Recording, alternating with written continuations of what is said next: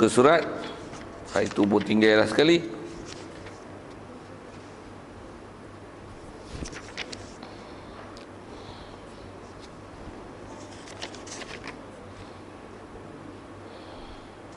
Ada muka surat. Ya.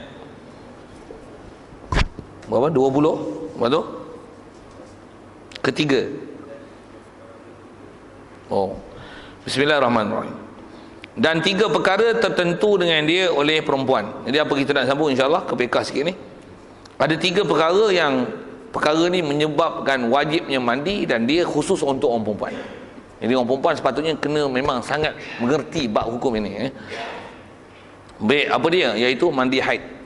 Mandi haid dengan mana? Mandi berhenti daripada haid. Okey, ayat mudah dia itu. Baik, apa dia haid? Haid ni darah yang keluar daripada perempuan. Dah faham keluar ni keluar daripada lubang ketiga tu lah. Saya sebut dengan gitu cukup. Yang perempuan pula syarat mesti sampai umur 9 tahun. Kalau tak cukup 9 pun masyhur dengan bahasa ulama, jika tak cukup 15 hari daripada 9 tahun, dan 9 tahun bila sebut je tahun mesti bab Islam, mesti tahun tu tahun Hijri.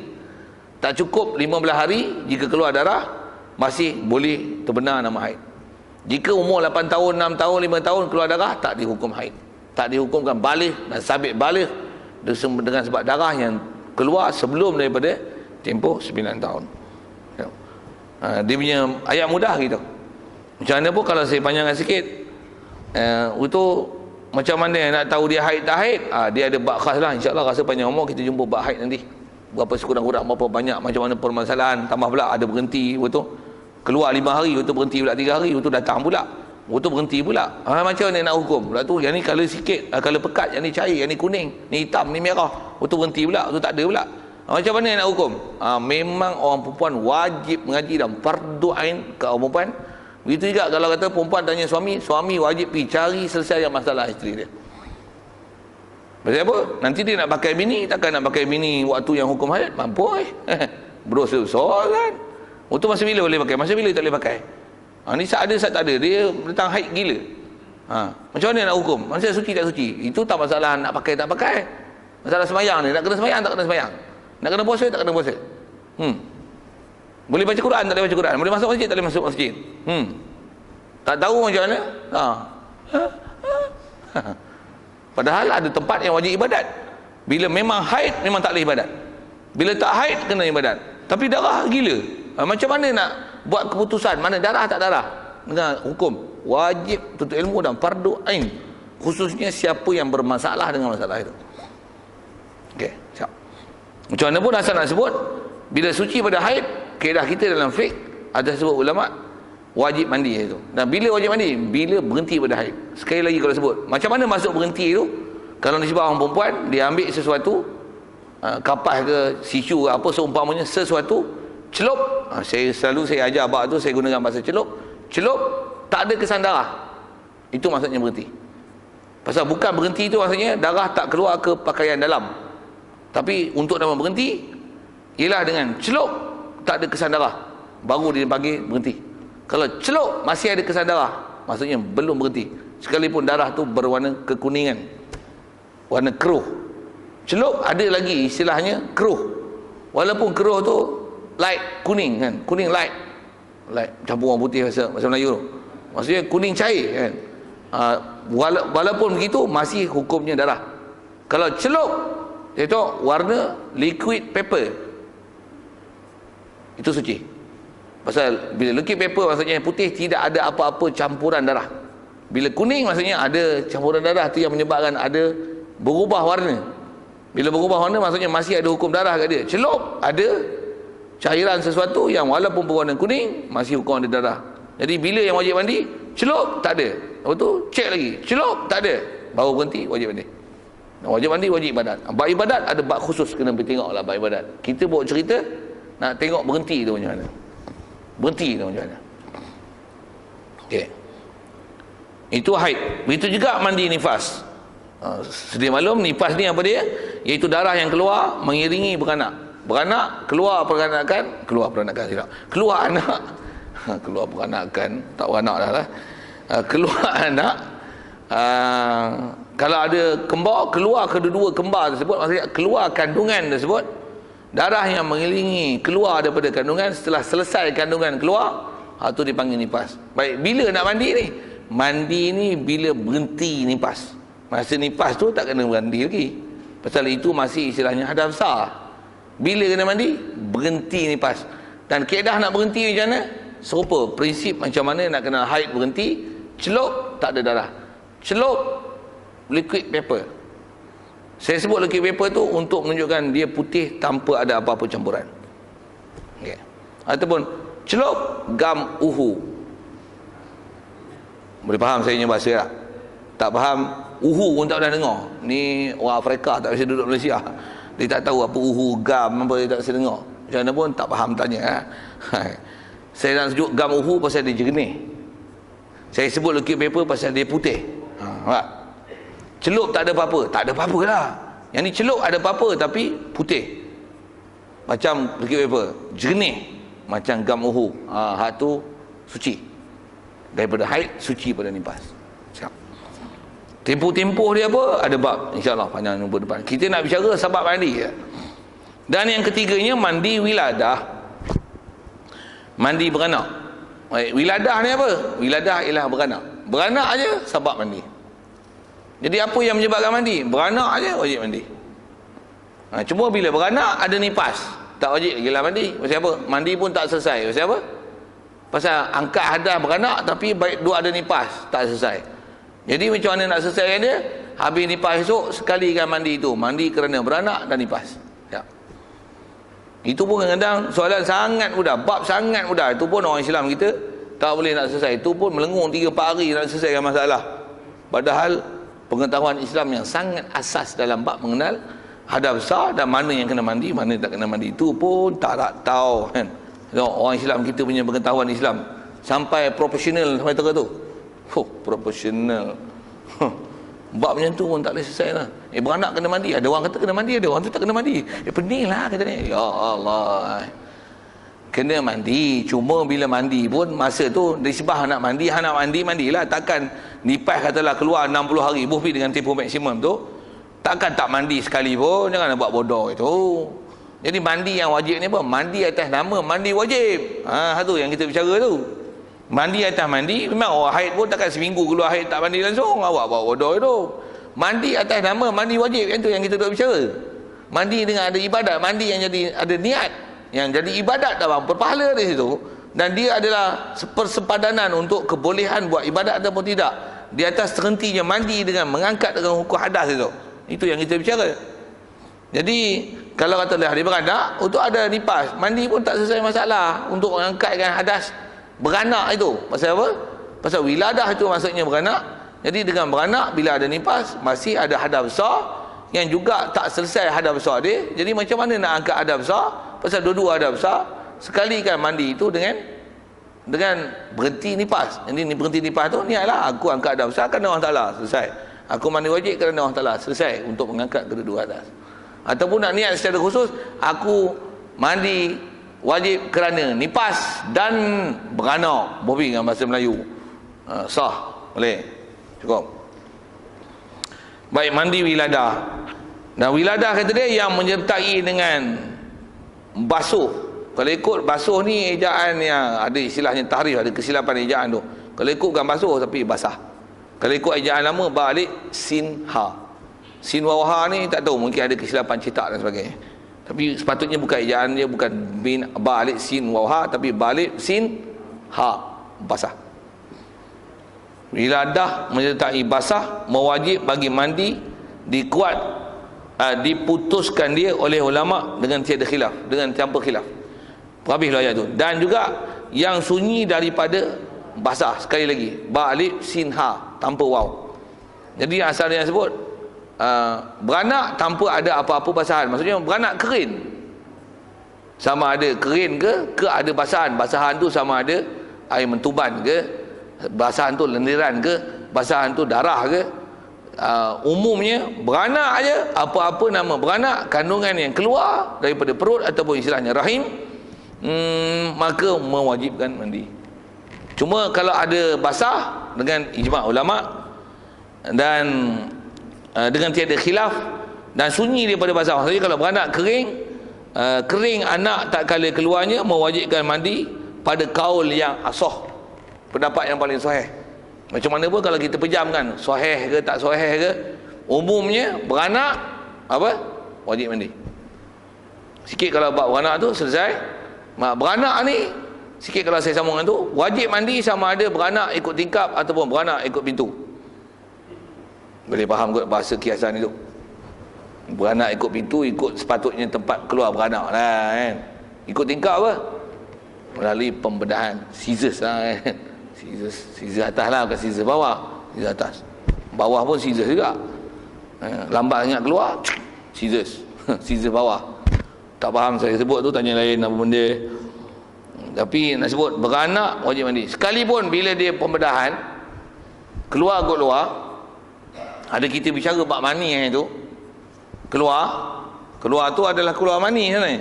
Pasal anak adalah gabungan mani antara, bahasanya mani lah kan, benih antara suami isteri. Jadi bila keluar tu maksudnya keluar mani, satu wajib mandi. Sama ada keluar yang beradat, maksudnya keluar ikut pintu, ataupun keluar menyalahi adat, keluar ikut tingkap, wajib mandi. Jadi sekalipun tak ada nifas, dan tak ada nifas tu yang kena perhati elok. Pasal apa? Scissors keluar lah ni, jahit pun tak, bawa pegang je. Okay, ni sebab mandi wajib. Soal, sembahyang wajib tak? Beranak-beranak kena sembahyang kan? Dia punya indikator tahu mana? Ada darah. Tak ada darah wajib mandi dan sembahyang. Pasal yang menegah sembahyang ialah bukan beranak. Yang menegah sembahyang ialah darah. Ada darah. Ada darah baru dipanggil mani' minas solah. Satu kita kena belajar hukum hakam tu. Macam mana pun sikit. Ada orang beranak tak beranak pun memang tak sembahyang. Itu yang perempuan. Yang jantan pun bukan ada haid dengan nifas pun tak sembahyang. Allah. Kita kena risau banyak orang Islam kita. Kita bicara kitab ni, yang ni sebab, yang ni sebab, ni kena ibadat tak kena ibadat. Dia bagi black and white dari segi ketentuan ibadat boleh tak boleh, kena mana, wajib tak wajib. Yang ni apa halangan pun tak ada, tak sembahyang. Masya Allah, kita kena renung banyak-banyak tuan. Inilah fenomena umat Islam kita. Tengok tak pergi ngaji, yang ni main ngaji dah. Tu pun yang duduk dalam, yang duduk luar, yang duduk luar. Yang faham, yang tak faham juga. Ada yang steam pun ada kat steam. Saya sebut siapa tu, tuan-tuan kena makan cabai pedas punya pasal lah. Kau minum lah, ayo lagi. Saya nak sebut ni. Yang tu yang main masjid tau, main masjid juga tau. Ngaji main masjid pun macam mana? Steam je. Ada yang tak main masjid ni macam mana? Dia punya full experience ke dalam Islam? Dengar? Yang main masjid pun steam je, yang tak main masjid lagi kelang kabut. Kawasan ni ramai ni je orang Islam. Pula tu yang banyak pun bukan orang Malaysia, banyak foreigner yang mendominasikan kehadiran masjid. Habis dia bagi salam, ada tinggal 10 orang orang sini. Sikitlah sepak-sepak tu sambil-sambil saya punya passion macam tu. Makan cabai pedas padang yang muka. Baik, selesai situ. Dan muqabil yang asahnya tiada mewajib bagi mandi. Jadi bila ada pendapat kata wajib mandi tak wajib mandi, sikit ambil situ, ada asah dan muqabil asah. Muqabil tu bahasa Arab, maksud muqabil di sebalik daripada pendapat yang paling sahih. Kaedah kita dalam fiqh ni bila ada pendapat satu, pendapat dua, pendapat, apa kaedah dia? Ambil pendapat yang paling kuat. Itu kaedah dia. Bila ada pendapat, macam mana? Selesai? Tolong jawab. Apa kaedah nak selesaikan pendapat? Ambil pendapat paling kuat, dan antara yang kuat tu apa? Macam mana nak tahu kuat tak kuat? Ambil pendapat yang paling cermat. Kalau beranak tak mandi, kalau beranak mandi, mana lebih selamat dan cermat? Jawab. Walaupun tuan-tuan tak tahu mana kuat tak kuat, aku pun tak tahu. Okey. Kaedah mudah apa? Ambil pendapat paling cermat. Okey, tengok cermat tak cermat macam mana? Beranak-beranak katalah tak ada basahan kan? Maksudnya beranak ikut tingkap lah, tak keluar apa-apa pun, jadi beranak kering lah tu namanya. Ada pendapat kata tak wajib beranak, ada pendapat kata tak wajib beranak, tak wajib mandi. Sorry. Tak wajib mandi. Ada pendapat kata wajib mandi. Yang cermat ni macam mana? Mandi tak mandi? Jawab. Pasal apa pula mandi pula cermat? Kalau mandi, tengok-tengok tak wajib mandi, dah mandilah. Betul? Tengok-tengok wajib mandi, memang mandi pun. Bila ambil pendapat yang tak mandi atau pendapat yang tak mandi memang ada. Tapi tengok-tengok kena mandi. Macam kena salah. Mana cermat? Mandi. Boleh faham? Jadi tuan-tuan tak ngaji tinggi pun ambil perkataan tu. Bila ada pendapat, apa kaedah dia? Ambil pendapat yang cermat.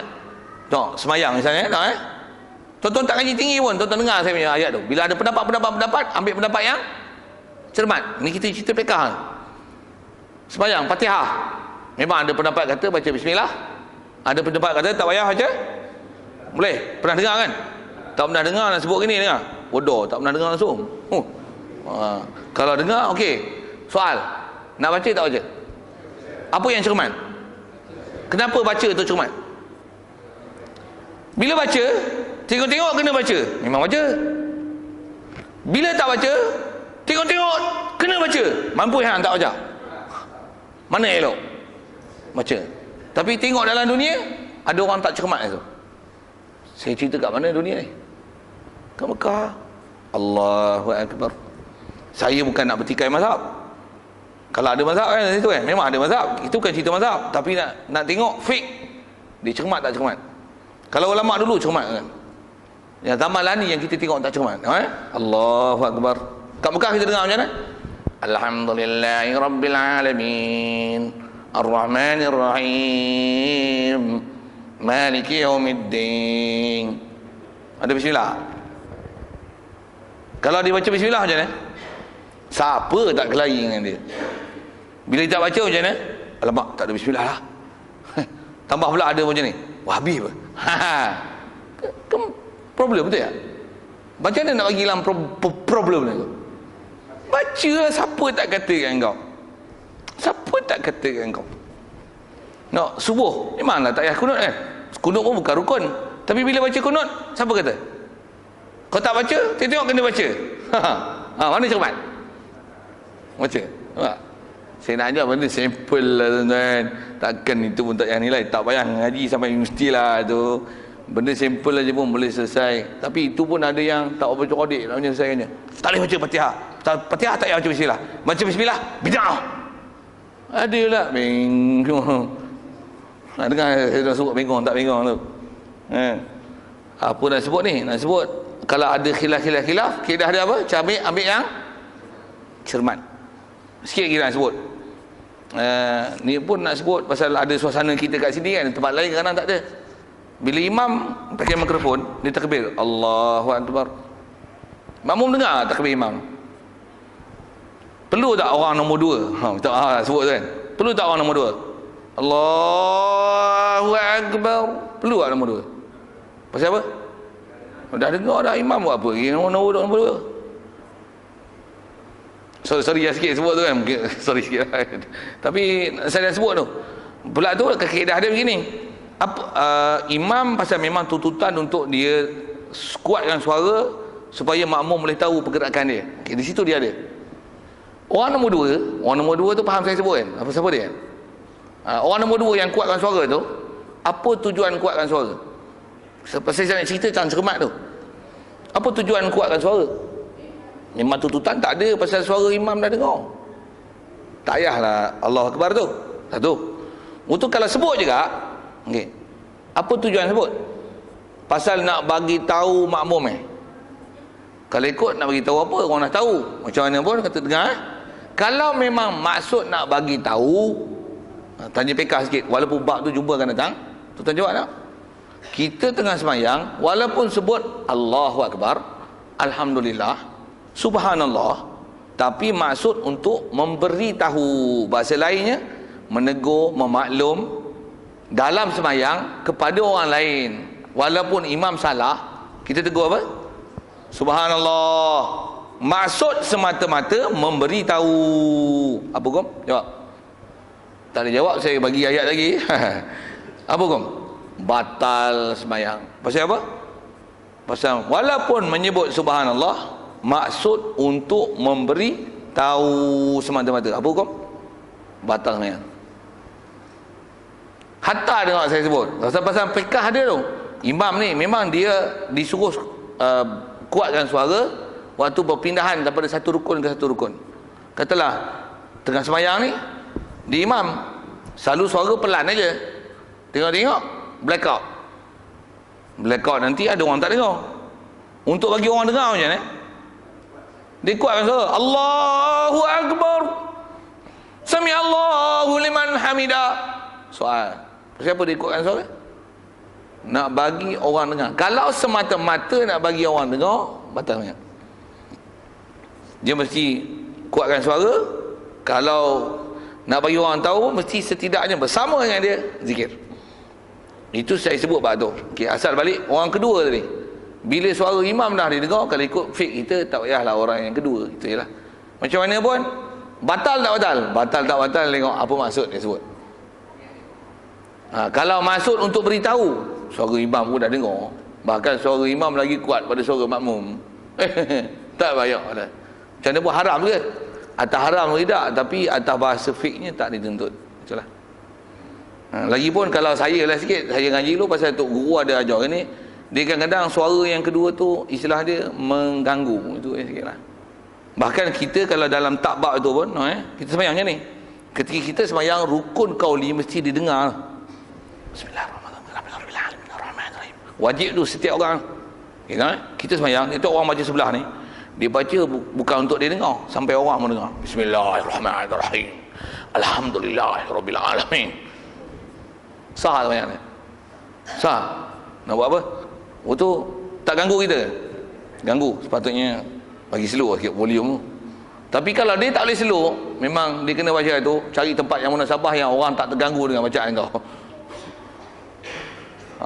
Sepatutnya dia kena slow. Pasal bila ganggu tu ada makruh, dan ada tempat boleh jadi haram kalau dia istilahnya mengkucak-kacirkan bacaan orang. Ada tempat yang boleh jadi gitu. Dan dia menguatkan suara lebih pada kadar yang sepatutnya dia kena dengar, itu ada hukum makruh. Macam mana pun tu hukumkan sana sikit. Macam mana pun asal saya nak bicara tadi tentang cermat tadi. Tapi kalau kita tengok kat Mekah, ada orang kedua. Kat Malaysia tak ada orang kedua. Bila ada orang kedua ni, kalau tak kena gaya boleh bawa batal. Kalau tak ada orang kedua, tak ada masalah, tak ada bawa batal kan. Soal yang cermatnya mana? Jawab. Tak payahlah orang kedua. Nak sebut itu je lah. Pasal nak sebut kaedah bila ada kelai-kelai. Kaedah dia apa? Cari yang cermat. Cari yang cermat. Okey, selesai dengan apa kita bicara tu. Maaf sikit lah pasal sebut benda-benda tu kan, kadang dia sensitif sikit kan. Kita pasal nak betulkan itu je. Cuma kalau ikut macam itulah, nak cakap itulah. Tak ada maksud-maksud apalah. Biar untuk bagi betul je. Kita kadang tak ada nak simbang apa tu. Faslun wa faraidul ghusli salasah. InsyaAllah kita sama tu. Soal sekitar tentang apa kita sebut, bab haid, nifas, wiladah, dan sikit kaedah di hujung ada khilaf, ambil yang cermat. Dia punya bahasa cukup simple. Kuat kita tak kerti nak menilai. Ambil yang cermat, dengan sebab betul orang tak petikai kita. Siapa pun tak kelai. Ada soal? Ya. Ya, best. Dan tu sikit. Nisbah 4, soalan dia ialah nifas yang pegangan orang Melayu ada angka 44, pantang 44 hari tu kan. Best soalan tu. Memang selalu sangat bab tu ada salah faham di kalangan orang kita. Jangan kata orang perempuan, orang jantan pun tak faham situ. Okay. Antaranya bab darah tu lah kan. Jadi bahasa pantang memang sebut 44 hari. Yang menyebabkan tak sembahyang itu bukan pantang tu, tapi darah itu. Jadi kalau memang dia paling maksimum 60 hari. Katalah 20 hari berhenti lah darah nifas. Soal, mandi tak? Dah sebut lah tadi kan. Berhenti, kena mandi, kena sembahyang. Kalau Ramadan kena puasa. Asal kena puasa. Kalau tak larat, bab menyusu, apa masalah pembedahan, apa tu satu hal lah. Ada halangan. Macam mana pun sembahyang kena? Kena. Okey, soal. Bukan kena tunggu 44 hari. Itu pantang lain. Itu bukan pantang semayang. Itu pantang buat makan, pantang buat kerja berat, jangan sepak tunggul, jangan sepak jaga ibu kaki kan, orang tua-tua yang dulu kan. Jangan apalah bahasa-bahasa semua, jangan bersama suami isteri lagi. Walaupun tak ada nifas, boleh tak suami pakai? Boleh, tapi woi, bawa beranak woi. Sikit dengan bahasa itu. Jadi pantang hak tu lah. Jadi pantang hak tu, pantang makan minum, pantang jangan makan benda sejuk, pantang jangan kincah dengan air kan. Nanti dia sejuk dalam ketor kan. Merayatlah apa seumpama bahasa-bahasa gitu dengan istilah Melayunya.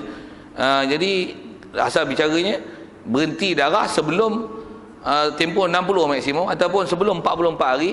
Bila tak ada darah, wajib ibadat. Pasal yang menghalang ibadat bukan pantang itu, tapi darah itu. Selesai jawab soalan. Wallahualam. Ada? Kuat sikit? Okey. Itibak Nabi SAW. Oh. Kenapa ada pendapat kata gitu ke macam mana? Bunyi. Bagi sikit alasan tu. Kalau ada orang kata, soalannya ialah orang yang kedua kita duk bicara tentang tu tadi. Orang yang kedua tu maksudnya orang yang selepas imam tu lah kan. Imam Allahu Akbar, ada orang cerit lagi Allahu Akbar. Ada orang kata orang yang kedua ni kerana mengikut perbuatan Nabi SAW. Hujah mudah kalau saya sebut ini. Kalau ada orang kata itu adalah mengikut perbuatan Nabi, tanya gini tengok, selama kita duduk Malaysia ni ada tak macam tu? Tak ada. Baca dalam kitab, selama saya ngaji lah, tak ada sebut yang tu adalah mengikut perbuatan Nabi. Tak ada hal tu. Dan kalau ada dalam fiqah pun, hilah tadi lah, atas kata ada suasana tertentu yang mungkin orang terlalu ramai, kerana nak memaklumkan kepada makmum supaya pergerakan imam tu diketahui. Itu pun dengan maksud berzikir, bukan atas dasar memaklum. Itu saja. Tapi kalau kata tak dengar suara pun, tapi cukup dengan lihat pergerakan imam, pergerakan saf pertama, orang kedua boleh faham, dengan pergerakan saf pertama, kedua, ketiga, keempat boleh follow pergerakan tersebut untuk menunjukkan pergerakan imam. Jadi kalau ikut memang tak perlu hal tu. Di atas hujah mengatakan dia adalah mengikut perbuatan Nabi. Selama saya duduk mengaji, tak adalah tu. Kalau ada, tentu ulama-ulama kita yang besar-besar dah buat perkara itu. Tapi sikit lagi, saya jawab tu lah. Cuma kalau sikit sama ni, dia orang berhujah tu Mekah buat. Dengar, tak semestinya apa yang ada yang di Mekah itu adalah benda yang betul-betul tepat mengikut kaedah Islam. Dengar elok ayat tu. Kalau zaman Nabi dulu betul, apa yang Nabi buat betul. Tapi apa yang ada zaman kita lah ni, khususnya Mekah, Madinah, kalau sebut pergi dengan dua center dalam bab negara apa pelaksanaan Islam ni. Mekah ada Kaabah, Madinah ada kubur Rasulullah, pada makam sahabat dan sebagainya. Taklah dengan apa yang dibuat di situ mesti betul. Tidak. Terus saya kata tidak. Kalau saya sebut baca cermat tadi pun, kenapa dia tak baca bismillah? Kalau ikut baca bismillah kan, kalau atas kata tak dikata wajib pun, macam mana pun atas pendapat yang kata tak wajib baca bismillah, soal sunat tak pada mereka yang kata tak wajib baca bismillah pada Fatihah itu? Sunat tak baca bismillah? Sunat. Jadi buat bismillah tu bagus tak? Bagus. Jadi soal, mengapa tak buat? Adakah dengan dia tak buat itu mendalilkan bahawa itulah pendapat yang paling kuat? No. Itu yang kena ngaji tu sikit lah. Cukup. Wallahu a'lam. Bismillahirrahmanirrahim. Allahumma nawwir qulubana min nur hidayatika kama nawwartal arda min nur syamsika abadan abada bi rahmatika ya arhamar rahimin warzuqna fahman nabiyyin wa hifdzal mursalin wa ilhamal malaikatil muqarrabin wa sallim tasliman ala jamil anbiya'i wal mursalin walhamdulillahi rabbil alamin. Assalamualaikum warahmatullahi wabarakatuh.